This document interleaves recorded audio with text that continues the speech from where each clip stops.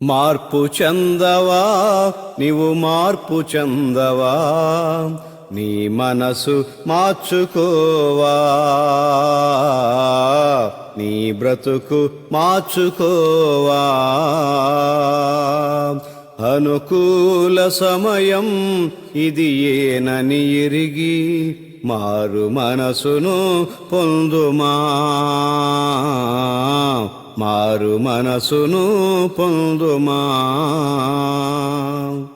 ఎన్నాళ్ళు నీవు జీవించినా గాని ఏముంది ఈ లోకంలో,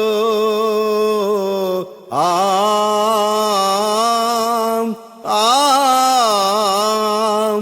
ఇన్నాళ్ళు నీవు చేసిన క్రియలన్నిటికీ తీర్పుంది పైలోకంలో.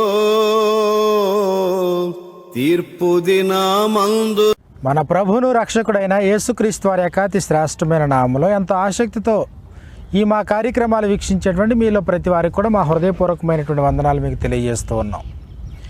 ఈ దినము దేవుని యొక్క వాక్యాన్ని లేఖనానుసారంగా మనం నేర్చుకోవడానికి ప్రయత్నం చేద్దాం. బైబిల్ గ్రంథం అంతట్లో కూడా ప్రభు అయిన యేసుక్రీస్తు వారు 2000 సంవత్సరాల క్రితం ఈ లోకంలోకి వచ్చిన తర్వాత ఆయన మాట్లాడినటువంటి ప్రతి మాట, ఆయన ప్రతి ఉపదేశం, దేవుడు పంపినటువంటి సందేశాన్ని ఆయన ఈ లోకంలో చెప్పడం జరిగింది. కాబట్టి సందేశం ఇచ్చి దేవుడు ఆయన ఈ లోకానికి పంపాడు. సందేశము చాలా క్లియర్గా మనకి అర్థమవుతూ ఉంటుంది. యేసు ప్రభు మాటలు, భూమి ఆకాశము గతించిపోద్ది కానీ నా మాటలు ఏమాత్రమును గతింపవు అన్నాడు ప్రభు అని యేసుక్రీస్తు వారు. కాబట్టి గతించినటువంటి మాటలు ప్రభు అయినటువంటి యేసుక్రీస్తు వారి యొక్క ఉపదేశాల్లో దేనిని విడిచిపెట్టొద్దు అన్నాడు. ద్వితీయోపదేశకాండము 18వ అధ్యాయంలో మోషే మాట్లాడుతూ, నా వంటి ఒక ప్రవక్త మీ సహోదరుల్లో మీ కొరకు పుడతాడు, అతడు మీతో ఏమి చెప్పినను అన్ని విషయములలో మీరు ఆయన మాట వినవలను, ఆయన మాట విననివాడు ప్రజల్లో ఉండకుండా నాశనం అవుతాడు అన్నాడు. కాబట్టి ఈరోజు పరలోకమందును భూమి మీదను సర్వాధికారి అయినటువంటి ప్రభు అయిన యేసుక్రీస్తు వారి యొక్క మాటలు తప్పనిసరిగా మనం వాటిని అనుసరించి వాటిని గైకొనవలసినటువంటి బాధ్యత కలిగినటువంటి వారు. కారణం ఏంటంటే, తండ్రి అయినటువంటి దేవుడు, ఈయన నా ప్రియకుమారుడు, ఈయన యందు నేను ఆనందించుచున్నాను, ఈయన మాట వినుడి అని చెప్పడంత ఖచ్చితంగా. ఈయన మాట మీరు వినుడి. ప్రభు అయిన యేసుక్రీస్తు వారు మాట్లాడుతూ, ఎవడైనా నా యొద్దకు వచ్చి నా మాటలు విని వాటి చొప్పున చేయు ప్రతివాడు ఎవరిని పోలి ఉండునో మీకు తెలియజేతును. అతడు ఇల్లు కట్టవలనని ఉండి లోతుగా త్రవ్వి బండ మీద పునాది వేసిన బుద్ధిమంతుని పోలి ఉన్నాడు అని చెప్పాడు. వాన కురిసెను, వరద వచ్చెను, గాలి విసిరి ప్రవాహం ఆ ఇంటి మీద వడిగా కొట్టినను దాన్ని కదిలింపలేకపోయాను. మరి ఈయన మాటలు విని వాటి చొప్పున చేయని ప్రతివాడు కూడా ఇసుక మీద తన ఇల్లు కట్టుకుని బుద్ధిహీనుని పోలి ఉన్నాడు.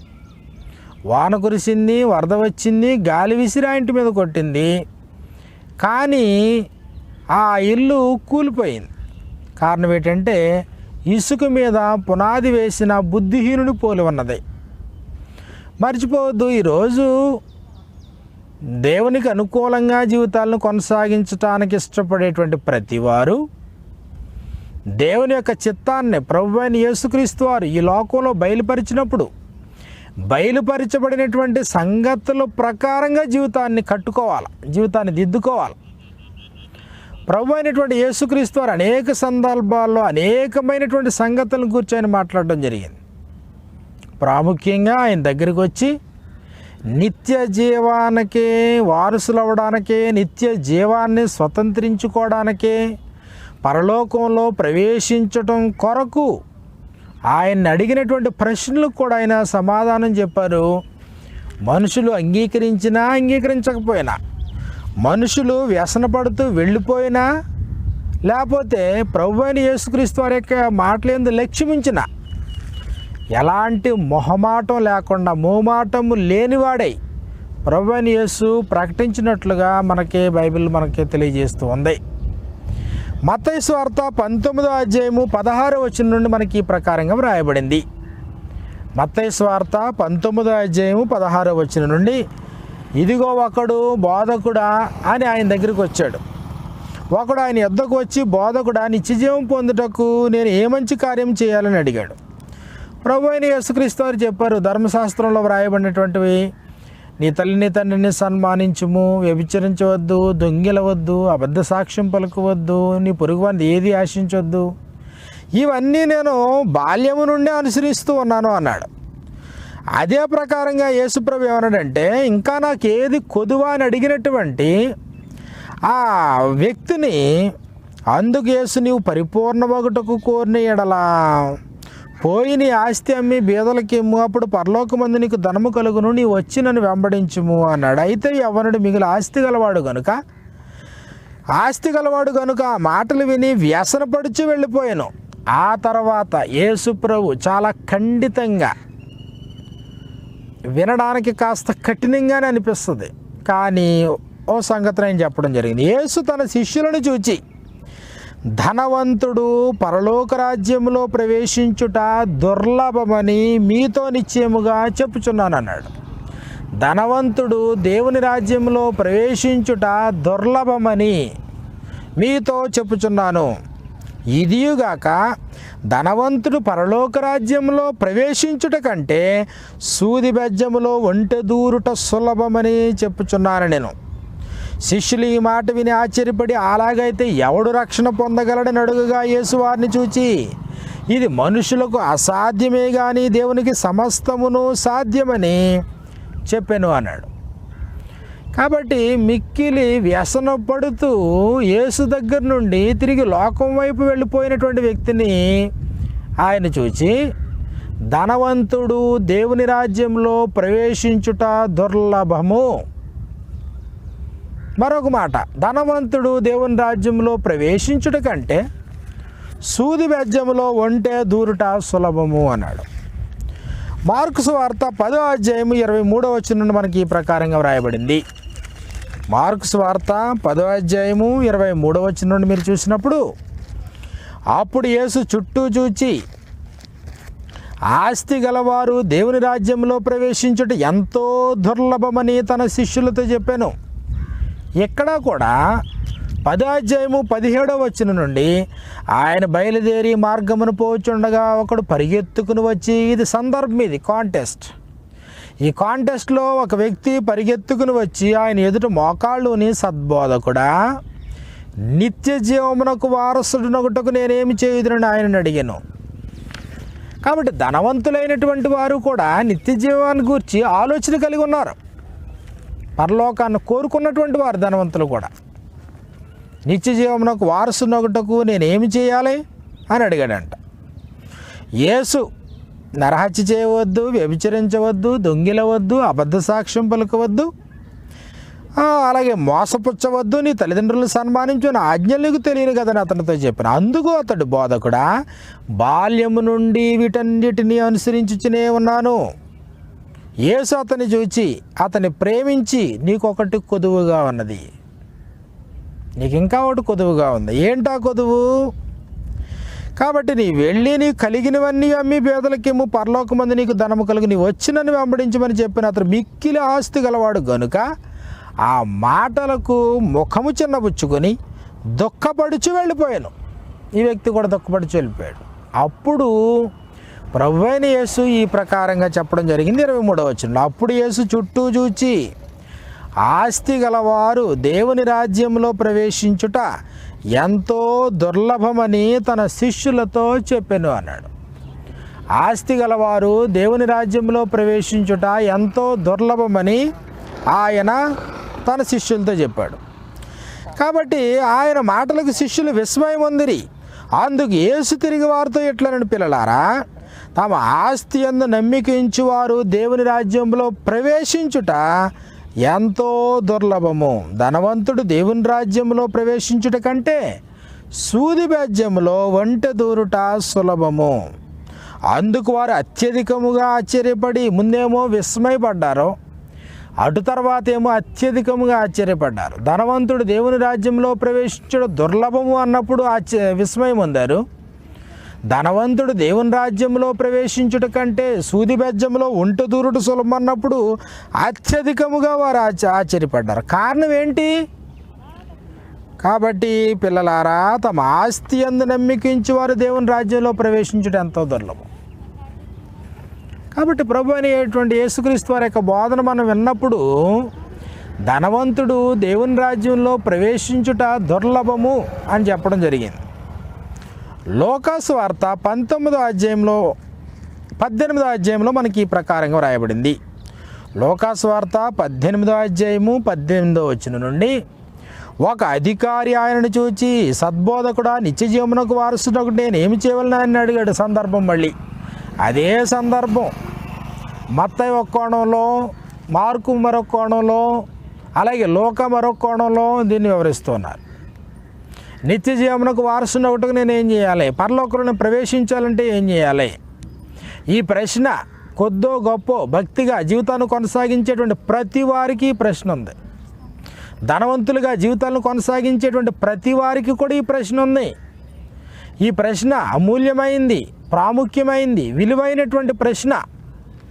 అయితే ఈ ప్రశ్న అడగడానికి స్వయాన యేసుప్రభు దగ్గరికి వెళ్ళినటువంటి వారు కూడా వెళ్ళిన తర్వాత యేసుప్రభు చెప్పినటువంటి బోధ విన్న తర్వాత వారు మిక్కిలి వ్యసన పడుతూ వెళ్ళిపోయినటువంటి సందర్భాన్నే మనం గమనించగలం. కాబట్టి మనం గమనించగలిగితే లోకాసు వార్త 18వ అధ్యాయము 23వ వచనం నుండి, అతడు మిక్కిలి ధనవంతుడు గనుక ఈ మాటలు విని మిక్కిలి వ్యసన పడగా. ధనవంతుడు విన్నాడు, నా యొద్దకు వచ్చి నా మాటలు విని వాటి చొప్పున చేయు ప్రతివాడు బండ మీద తన ఇల్లు కట్టుకున్న బుద్ధిమంతుని పోలి ఉన్నాడు. కానీ వచ్చాడు, విన్నాడు, విన్న దాని ప్రకారం అనుసరించాడా అంటే ఆయన మాటలు విని మిక్కిలి వ్యసన పడగా. అప్పుడు యేసు ప్రభు వారు మాట్లాడుతున్నారు ఈ ప్రకారంగా, యేసు అతన్ని చూచి, ఆస్తి గలవారు దేవుని రాజ్యంలో ప్రవేశించుట ఎంతో దుర్లభము. ధనవంతుడు దేవుని రాజ్యంలో ప్రవేశించుట కంటే సూది బెజ్జములో ఒంట దూరుడు సులభమని చెప్పాను. ఇది వినినటువంటి వారు తక్కినటువంటి వారు. ఇది వినిన వారు అలాగైతే ఎవడు రక్షణ పొందగలడని అడుగుగా ఆయన మనుషులకు అసాధ్యమైనవి దేవునికి సాధ్యములని చెప్పాను అన్నాడు. కాబట్టి ధనవంతుడు దేవుని రాజ్యంలో ప్రవేశించుట కంటే సూది బెజ్జంలో ఒంట దూరట సులభం. ధనవంతుడు దేవుని రాజ్యంలో ప్రవేశించడం ఎంతో దుర్లభము అని చెప్పాడు ప్రభు అయిన యేసు. అంటే ధనవంతుడు దేవుని రాజ్యంలో ప్రవేశించడా? ధనవంతుడు పరలోకానికి అర్హుడు కాదా? మరలా అయితే మరి అబ్రహాం పరిస్థితి ఏంటి? అబ్రహాం ధనవంతుడు కాదా? ధనవంతుడు మాత్రమే, బహుధనవంతుడు అని రాయబడింది. మరి యోబు ధనవంతుడు కాదా? తూర్పు దేశాల్లో ఉన్నటువంటి తూర్పు ప్రాంతం వారు అందరికంటే ధనవంతుడు. ఆస్తి కలిగినటువంటి వాడు, బిడ్డలు కలిగినటువంటి వాడు, పనివారిని, బహుమంది పనివారిని కలిగినటువంటి వాడు, 318 మంది సర్వెంట్లు కలిగినటువంటి అబ్రాహాము ధనవంతుడు కాదంటే మిక్కిలి ధనవంతుడు. లోతు అబ్రాహామును గురించి మాట్లాడుతున్నప్పుడు వారి ఆస్తి వారు కలిసి నివసించలేనంత విస్తారమైనది అన్నాడు. మరి మోషేను చూసినప్పుడు ఐగుప్తు ధనంతో పోల్చుకున్నప్పుడు రా కుమార్తె యొక్క కుమారుడుగా ఉండేటువంటి పరిస్థితి ఉన్నప్పుడు మోషే ధనవంతుడు కాదా? కాబట్టి బైబిల్ గ్రంథంలో ధనవంతులు లేరా అన్నప్పుడు ధనవంతులు లేకపోలేదు. కానీ ప్రభు అయిన యేసు అన్నాడు, ధనవంతులు దేవుని రాజ్యంలో ప్రవేశించుట దుర్లభము. It is very hard to enter into the kingdom of God. It is very hard అని చెప్పాడు అంతే. ధనవంతులు దేవుని రాజ్యంలో ప్రవేశించుట దుర్లభము. ఎందుకు ప్రభు అలా చెప్పడం జరిగింది? కాబట్టి ధనవంతులుగా జీవించటం తప్పు కాదు, కానీ ధనాన్ని ప్రేమించటం తప్పు. కారణం ఏంటంటే ధనవంతుడైనటువంటి వాడు భూమి మీద ధనాన్ని కూర్చుకునే ప్రయత్నమే చేస్తారే తప్ప పరలోకంలో ధనాన్ని కూర్చుకునే ప్రయత్నం చేయరు. ధనవంతులైనటువంటి వారు భూ సంబంధమైనటువంటి ధనమునందే నమ్మికించుతారు తప్ప ధనాన్ని కూడా అనుగ్రహించినటువంటి దేవుని యందు నమ్మికించరు. ధనవంతులైనటువంటి వారు గర్విష్ఠులుగా బ్రతుకుతారే తప్ప ధనవంతులైనటువంటి వారు వినయ భయభక్తులతో జీవించరు. ధనవంతులైనటువంటి వారు దేవుని కంటే ధనానికే అధిక ప్రాముఖ్యత ఇస్తారు తప్ప ధనం కంటే దేవునికి అతి ప్రాముఖ్యత ఇవ్వరు. కాబట్టి ధనము సమస్తమైనటువంటి కీడులకు అది మూలం. మర్చిపోవద్దు.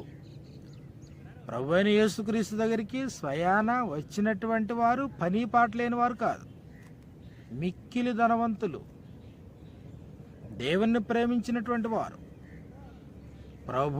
ప్రభు యందు నమ్మికించినటువంటి వారు, నిత్యత్వానికి ప్రయాణం చేయాలనేటువంటి ఆశతో వచ్చినటువంటి వారు. కానీ వారు భూ సంబంధమైనటువంటి ధనాన్ని ప్రేమిస్తూ ఉన్నారు.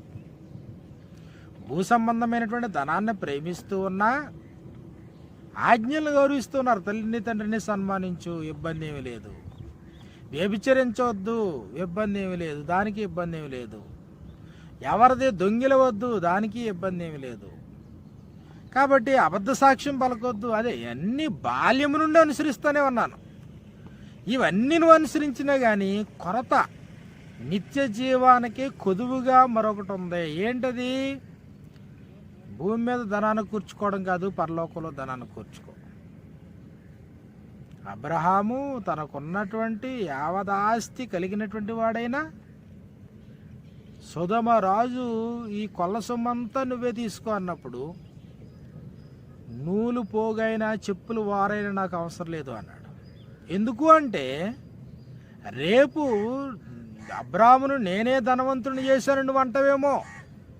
హేతు కుమారులు సారా మరణించినప్పుడు వారి మధ్యన స్వాస్థ్యంగా ఉచితంగానే భూమిని పంచుతాము అని అంటే తీసుకున్నటువంటి వాడు కాడు, నిండు వెలకు నేను కొంటాను.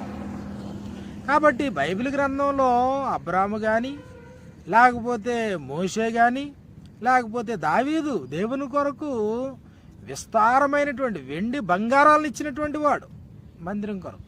ధనవంతుడు, బహుధనవంతుడు యోబు. కానీ వీరెవరో కూడా ధనాన్ని ప్రేమించిన వారు కాదు. వారు తాము ధనవంతులైనప్పటికీ అణిగిమిణిగి ఉన్నటువంటి వారు, దేవుని ఎడల భయభక్తులు కలిగి ఉన్నటువంటి వారు, ధనము కంటే దేవుణ్ణి అధికంగా ప్రేమించినటువంటి వారు, ధనాపేక్ష లేనటువంటి వారు. కాబట్టి వారు ఏమున్నా ఏమి లేకపోయినా అబ్రాహాము, ఇస్సాకు, యాకోబుల గురించి మాట్లాడుతూ వారు విశ్వాసము గలవారై మృతి పొందిరి. ఎలా మృతి పొందారు అని అంటే, వారు ఈ భూమి మీద బ్రతుకుతున్నప్పుడు తాము భూమి మీద పరదేశులమును యాత్రికులమై ఉన్నామని విశ్వాసముతో గుడారాల్లో నివసిస్తూ వారు జీవించారు అన్నాడు. కాబట్టి ఎలాగూ చెప్పు వారు తమ స్వదేశమును వెతుకుచున్నామని విశదపరుచున్నారు కారా. వారు ఏ దేశము నుండి వచ్చారో ఆ దేశమునకు మరలా వెళ్ళిన ఎడల వెళ్ళుటకు వారికి వీలు కలగడానికి ఆ దేశాన్ని, మరి శ్రేష్టమైనటువంటి దేశాన్ని, మరి శ్రేష్టమైనటువంటి వాగ్దానాల కొరకు కనిపెట్టినటువంటి వారు. కాబట్టి మర్చిపోవద్దు, ఈ లోకంలో ధనవంతులుగా ఉండాలనుకుంటే, ఈ లోక సంబంధమైనటువంటి ధనం కలిగినటువంటి వాడివైతే నువ్వు దేవునికి శాశ్వతంగా దూరం అయిపోయే ప్రమాదం ఉంది. కారణం ఏంటంటే ప్రభువైన యేసు ఆయన ప్రస్తావనలో ఆయన దగ్గరికి వచ్చి ప్రశ్నించినటువంటి వారితో ఆయన స్ట్రైట్గా చెప్పినటువంటి సంగతి. ప్రభువైన యేసు అంతటి ఆయనే ధనాన్ని గురించి మాట్లాడినప్పుడు భూమి మీద ధనాన్ని కూర్చుకోవడం కాదు, పరలోకంలో మీ కొరకు ధనాన్ని కూర్చుకోండి అన్నప్పుడు మిక్కిలి వ్యసన పడుతూ వెళ్ళిపోయినటువంటి సందర్భాలు మనకున్నాయి. కాబట్టి ధనవంతుడు దేవుని రాజ్యంలో ప్రవేశించడం ఎంతో కష్టం, ఎంతో కష్టం. కాబట్టి అలాంటి ధనాన్ని నువ్వు కోరుకుంటే నీ పరిస్థితి, నీ గతి ఏమవుతుంది? ధనాన్ని ప్రేమిస్తే, లోకాన్ని ప్రేమిస్తే, దేవుణ్ణి ప్రేమిస్తున్నావో లేదో నువ్వు నిర్ధారణ చేసుకోవాలి. నువ్వు దేవుని దగ్గర దొంగిలిస్తూ, మానవుల దగ్గర దొంగిలిస్తూ, నువ్వు స్వార్థము కలిగి, స్వార్థ బుద్ధి కలిగి, ధనాపేక్ష కలిగి లోకంలో బ్రతుకుతూ ఉంటే నువ్వు దేవుణ్ణి ప్రేమించట్లేదనేది సత్యం. లోకాసు వార్తలో మనకి ఈ ప్రకారంగా మనకు రాయబడింది. లోకాసు వార్త 12వ అధ్యాయాన్ని మనం చూసినప్పుడు, లోకాసు వార్త 12వ అధ్యాయము 13వ వచనం నుండి, ఆ జనసమూహములలో ఒకడు బోధకుడా, పిత్రార్జితములో నాకు పాలు పంచిపెట్టవలనని నా సహోదరునితో చెప్పమని ఆయనతో అడుగుగా, సహోదరునికి ఆయనకి మధ్యలో వివాదం ఏర్పడింది. దేని గురించి? పిత్రార్జితాన్ని గురించినటువంటి వివాదం, అంటే డబ్బు సంబంధించిన సమస్య ఏర్పడింది. జనసమూహములలో ఒకడు యేసుప్రభు దగ్గరకు వచ్చి, బోధకుడా, పిత్రార్జితములో నాకు పాలు పంచి పెట్టవలనని నా సహోదరునితో చెప్పుమని ఆయన అడుగుగా, ఆయన ఓయి నీ మీద తీర్పరిగానైనను పంచిపెట్టువానిగానైనను నన్ను ఎవడు నియమించను అని అతనితో చెప్పాను. మరియు ఆయన వారితో, మీరు ఏ విధమైన లోభమునకు ఎడమియ్యక జాగ్రత్త పడుడి. ఒకని కలిమి విస్తరించుట వాని జీవమునకు మూలం కాదు. జీవానికి దూరం అయిపోతావు. కలిమి విస్తరించింది అంటే విస్తరించినటువంటి కలిమి కంటే అధికంగా నువ్వు ఆత్మీయంగా ఎదిగినటువంటి వాడు కాకపోతే నువ్వు జీవానికి దూరం అయిపోతావు. ఏ విధమైన లోభమునకు ఎడమియ్యక జాగ్రత్త పడండి. డబ్బు కానీ, డబ్బు ఆశ కానీ, ధనాపేక్ష కానీ, ధనాన్ని ప్రేమించడం కానీ, ధనం పట్ల నువ్వు పెంచుకునేటువంటిది ఇది మమకారం ఏదైతే ఉందో ఇది పెరగనివద్దు అన్నాడు అంతే యేసుప్రభు. ఏ విధమైన లోభమునకు ఎడమియ్యక జాగ్రత్త పడుడి. ఒకని కలిమి విస్తరించుట వాని జీవమునకు మూలము కాదేనను. మరియు ఆయన వారితో ఈ ఉపమానం చెప్పాను. కాబట్టి లోభమునకు ఎడమిచ్చేటువంటి వారితో ఆయన చెప్పినటువంటి ఈ ఉపమానం ఏంటి? ఉపమానం, ఒక ధనవంతుని భూమి సమృద్ధిగా పండెను. అప్పుడు అతడు, నా పంట సమకూర్చుకున్నటకు నాకు స్థలము చాలదు కనుక నేను ఏమి చేతునని తనలో తాను ఆలోచించుకొని, నేను ఎలాగూ చేతును. ఒక ధనవంతునికి భూమి ఉంది, భూమి సమృద్ధిగా పండింది. ధనవంతుడిగా ఉండడం తప్పు కాదు, భూములు కలిగి ఉండడం తప్పు కాదు, అందులో పంట పండించుకోవడం తప్పు కాదు, ఆ పంట విస్తారంగా పంట పండడం కూడా తప్పు కాదు. అయితే నేనేమి చేతునని తనలో తాను ఆలోచించుకొని, నేను ఎలాగూ చేతును, నా కొట్లు విప్పి వాటికంటే గొప్ప వాటిని కట్టించి అందులో నా ధాన్యమంతటిని, నా ఆస్తిని సమకూర్చుకొని నా ప్రాణముతో. ఎప్పుడైతే ధనవంతుడిగా ఉన్నాడో నాది నాది నాది అనేటువంటి ఆలోచన కలిగింది. నా కొట్లు విప్పి వాటికంటే గొప్ప వాటిని కట్టించి అందులో నా ధాన్యాన్ని, అదే ప్రకారంగా నా ఆస్తిని సమకూర్చుకొని నా ప్రాణముతో, ప్రాణం కూడా నాదే. నీ ప్రాణం అయితే నీ అదుపులో ఉండాలి కదా. నీ ప్రాణం దేవుని స్వాధీనంలో ఎలా ఉంటుంది? నా ప్రాణముతో, ప్రాణమా, అనేక సంవత్సరములకు విస్తారమైన ఆస్తి నీకు సమకూర్చబడి ఉన్నది. సుఖించుము, తినుము, త్రాగుము, సంతోషించుమని చెప్పుకుందుననుకున్నాను. అయితే దేవుడు, వెర్రివాడా, ఈ రాత్రి నీ ప్రాణమును అడుగుచున్నారు, నీవు సిద్ధపరచినవి ఎవని వగునని అతనితో చెప్పాను. దేవుని ఎడల ధనవంతులు గాక తన కొరకే సమకూర్చుకునే ప్రతివాడు అలాగే ఉంటాడని ప్రభువు చెప్పడం జరిగింది. దేవుని కొరకు ధనవంతుడు కాక. కాబట్టి ధనవంతులుగా ఉండాలనేటువంటి కోరిక కలిగినటువంటి వారు వెర్రివారు. ధనవంతులగుటకు అపేక్షించేటువంటి వారు శోధనలో, ఉరిలో, అవివేకయుక్తంలో, హానికరంలోని అనేక దురాశల్లో పడతారు. కాబట్టి ధనవంతుడా అంటే ధనవంతుడే. ఏ ధనం? భూ సంబంధమైన ధనం. ప్రభువుకి ఎలా కనబడ్డాడు అంటే వెర్రివాడిగా కనబడ్డాడు. వెర్రివాడ, ఈ రాత్రే నీ ప్రాణం నడుచున్నాడు, నువ్వు సిద్ధపరిచినవి ఎవనోగును అన్నాడు. అంతే, నువ్వు సిద్ధపరుస్తున్నావు. ఎవరు అవుతావు? నేను దేవుని కొరకు కాక తన కొరకే ధనవంతుడుగా అయినటువంటి ప్రతివాడు, దేవుని ఎడల ధనవంతుడు కాక తన కొరకే సమకూర్చుకునేవాడు అలాగే ఉంటాడు. కాబట్టి మర్చిపోవద్దు, భూమి మీద ధనవంతులుగా బ్రతకడం వేరు, పరలోకంలో ధనవంతులుగా బ్రతకడం వేరు. భూమి మీద నువ్వు ధనవంతుడిగా ఉండాలంటే భూమి మీద నువ్వు ధనాన్ని కూడగట్టుకోవాలి. పరలోకంలో నువ్వు ధనవంతుడిగా, దేవుని కొరకు ధనవంతుడిగా ఉండాలంటే పరలోకంలో ధనాన్ని కూర్చుకోవాలి. కానీ నీ కొరకు నువ్వు తిన్న తర్వాత నీ బిడ్డల కొరకు, వారు తిన్న తర్వాత వారి బిడ్డల కొరకు, పిల్ల తరాన్న తినడానికి అంతకంటే అధికంగా నువ్వు కష్టపడి, శ్రమించి, నువ్వు ప్రయాసపడి, నీ ప్రయాస అంతటిని భూమి మీద కూర్చుకుని నువ్వు ఏదో ఒక రోజున దేహాన్ని విడిచిపోతే, ఏ ధనాన్ని అయితే నువ్వు భూమి మీద సంపాదిస్తున్నావో ఆ ధనము పరలోకానికే నిన్ను అనర్హుని చేయబోతుంది. మర్చిపోద్దు. కాబట్టి చాలా సందర్భాల్లో బైబిల్ గ్రంథంలో ఉన్నటువంటి ధనవంతుల్ని మనుషులు పోల్చుకుంటూ ఉంటారు. అబ్రాహాము ధనవంతుడు కాదా, మిక్కిలి ధనవంతుడు కదా, అయితే పరలోకం లేదా అంటారు. లేదా యోబు ధనవంతుడు కాదా, మరి పరలోకం లేదా అంటారు. లేదా దావీదు ధనవంతుడు కాదా, మరి పరలోకం లేదా అంటారు. బైబిల్ గ్రంథంలో ధనవంతులు లేరా అంటారు. ఎందుకు లేరు ధనవంతులు? ధనవంతులు ఉన్నారు. కానీ ధనం పట్ల నీ ఆలోచన ఏంటి? నీ వైఖరి ఏంటి?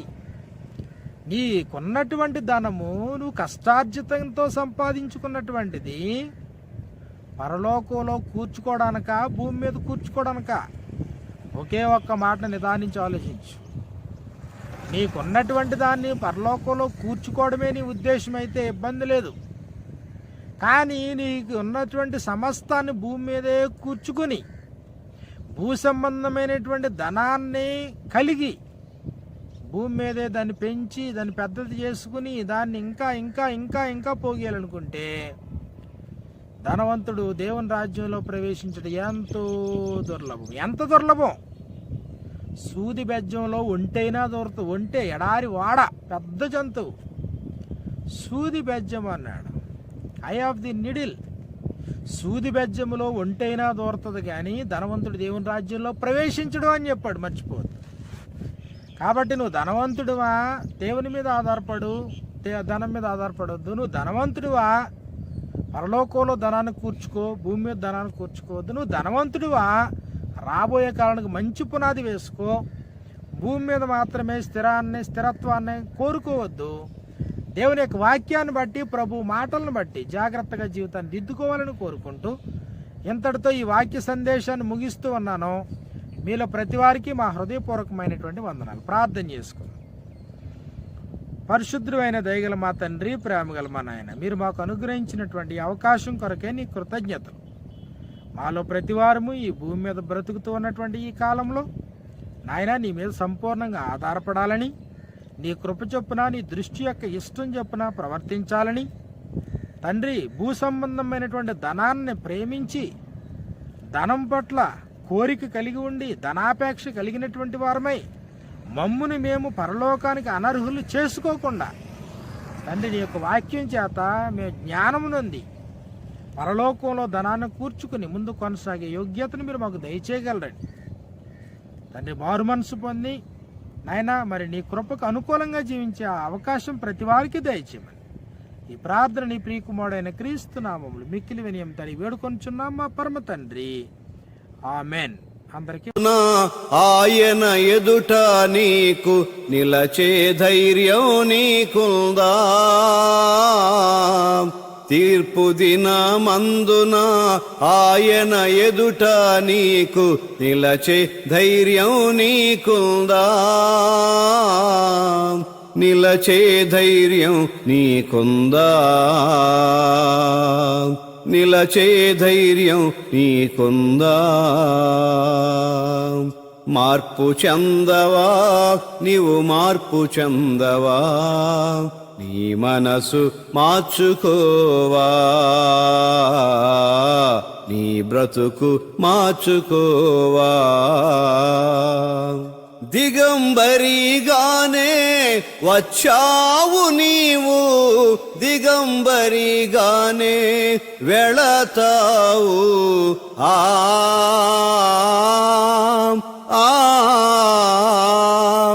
మన్నైన నీవు మన్నైపోతావు ఏదో ఒక దినమందున. దేవుడిచ్చిన ఆత్మ దేవుని యొద్దకు పోతే నీకంటూ ఏముందిలే? దేవుడిచ్చిన ఆత్మ దేవుని యొద్దకు పోతే నీకంటూ ఏముందిలే? నీకంటూ ఏముందిలే? నీకంటూ ఏముందిలే? మార్పు చెందవా, నీవు మార్పు చెందవా? నీ మనసు మార్చుకోవా, నీ బ్రతుకు మార్చుకోవా? ఆత్మను చంపక నీ దేహాన్ని చంపే మనుషులకు భయపడకయ్యా. ఆత్మతో పాటు నీ దేహాన్ని చంపే దేవునికి భయపడుమయ్యా. ఆత్మను చంపక నీ దేహాన్ని చంపే మనుషులకు భయపడకయ్యా. ఆత్మతో పాటు నీ దేహాన్ని చంపే దేవునికి భయపడుమయ్యా. నీ ఆస్తి అంతస్తు నీ అంద చందాలు నీ వెంట రావెన్నడు, నీ వెంట రావెన్నడు. నీ ఆస్తి అంతస్తు నీ అంద చందాలు నీ వెంట రావెన్నడు, నీ వెంట రావెన్నడు, నీ వెంట రావెన్నడు. మార్పు చెందవా నీవు, మార్పు చెందవా, నీ మనసు మార్చుకోవా, నీ బ్రతుకు మార్చుకోవా. అనుకూల సమయం ఇది ఏనని ఎరిగి మారు మనసును పొందుమా, మారు మనసును పొందుమా, మారు మనసును పొందుమా.